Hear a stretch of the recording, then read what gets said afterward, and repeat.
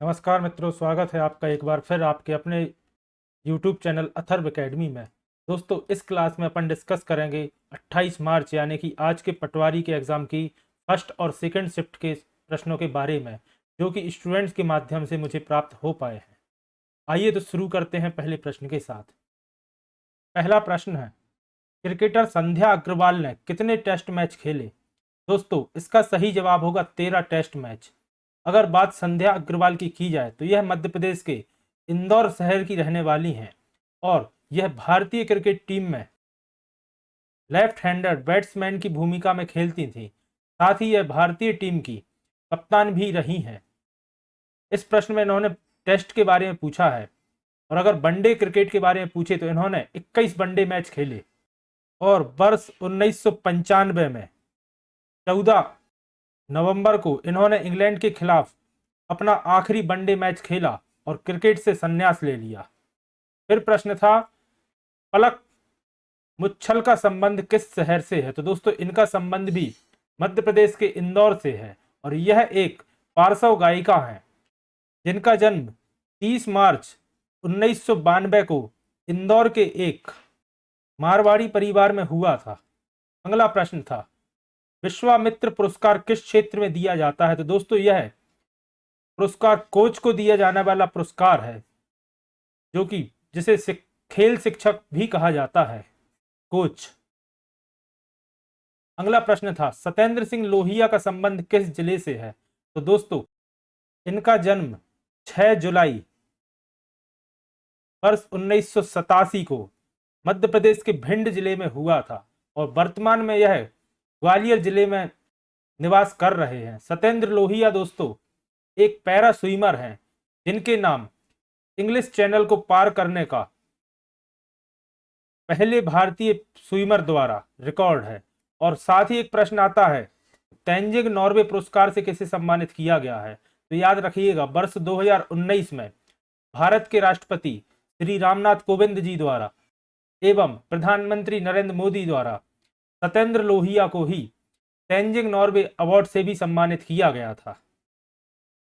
अगला प्रश्न था, मध्य प्रदेश के किन जिलों की सीमा गुजरात राज्य को छूती है? तो दोस्तों, झाबुआ एवं अलीराजपुर जिले की सीमा गुजरात राज्य को छूती है।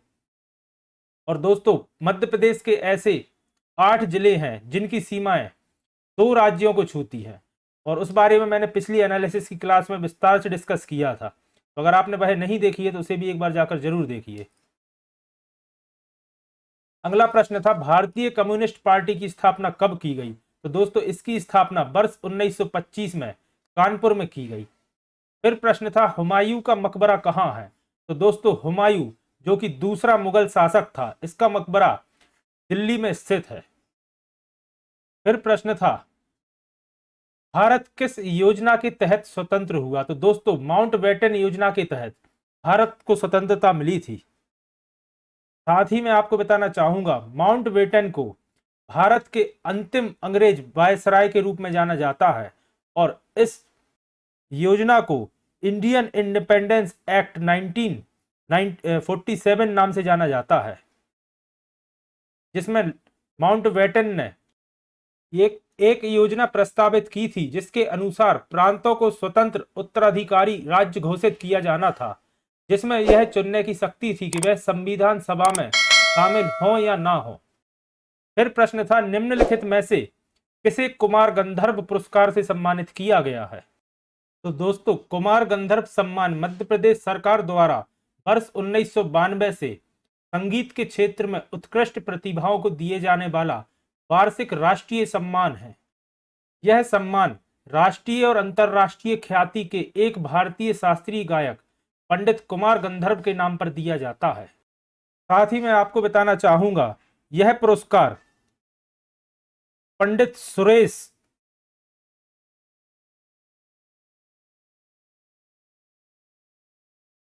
तलवरकर को 22 अक्टूबर 2022 में दिया गया और यह दोस्तों कुमार गंधर्व पुरस्कार का 19वां संस्करण या 19वां पुरस्कार कह सकते हैं। और बात की जाए सुरेश तवलकर जी की, तो यह दोस्तों तबला वादक है और इन्हें पद्मश्री पुरस्कार भी मिल चुका है। अगला प्रश्न था, एक सेकंड दोस्तों, मध्य प्रदेश जनजाति संग्रहालय किस वर्ष बनाया गया? तो दोस्तों यह वर्ष 1954 में छिंदवाड़ा में बनाया गया और वर्ष 2013 में भोपाल में बनाया गया। अगला प्रश्न था, सतपुड़ा पर्वत श्रेणी किन दो नदियों के बीच सीमा बनाती है? तो दोस्तों नर्मदा नदी का उद्गम पुष्पराजगढ़ तहसील जो कि अनूपपुर जिले में स्थित है के अमरकंटक पहाड़ियों से होता है और ताप्ती नदी का उद्गम बैतूल जिले के पास मुल्ताई से होता है और इन दोनों नदियों के मध्य सतपुड़ा पर्वत श्रृंखला स्थित है जो कि इन दोनों नदियों के बीच जल विभाजक का कार्य करती है। साथ ही मैं आपको बताना चाहूंगा, मध्य प्रदेश का हिल स्टेशन पचमढ़ी सतपुड़ा पर्वत श्रेणी पर ही स्थित है और इसी श्रेणी का एक पर्वत महादेव पर्वत पर धूपगढ़ जो कि मध्य प्रदेश की सबसे ऊंची चोटी है स्थित है, जिसकी हाइट 1352 मीटर है। और नर्मदा नदी और ताप्ती नदी गुजरात में खंबात की खाड़ी में अरब सागर में जाकर मिलती हैं। तो दोस्तों यह भी याद रखिएगा।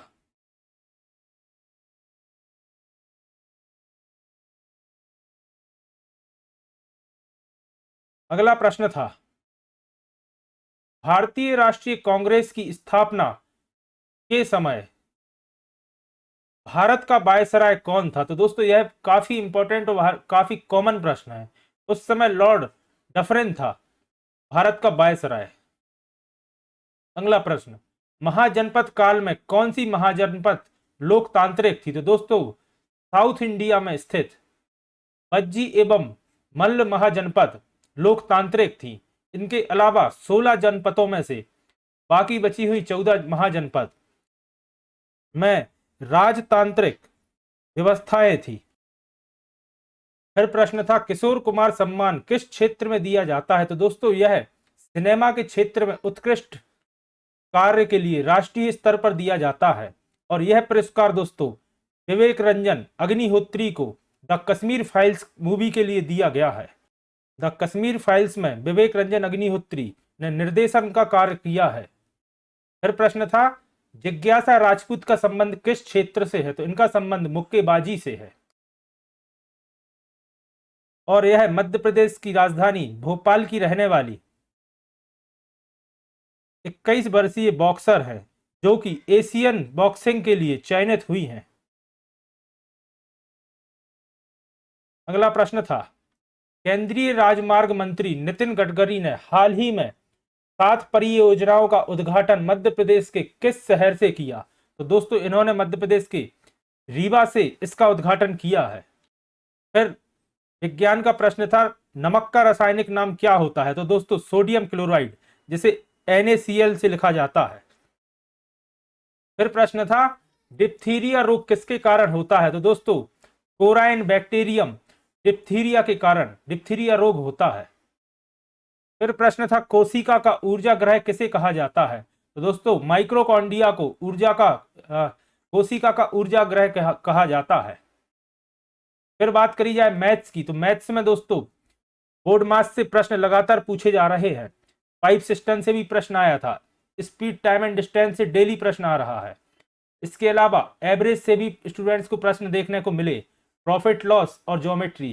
दोस्तों मैथ्स रीजनिंग कुछ ऐसे सब्जेक्ट्स रहते हैं जिनके प्रश्न स्टूडेंट्स को याद नहीं रहते, तो बस इतना ही अंदाजा लगा पाए कि किस टॉपिक से प्रश्न पूछे गए थे।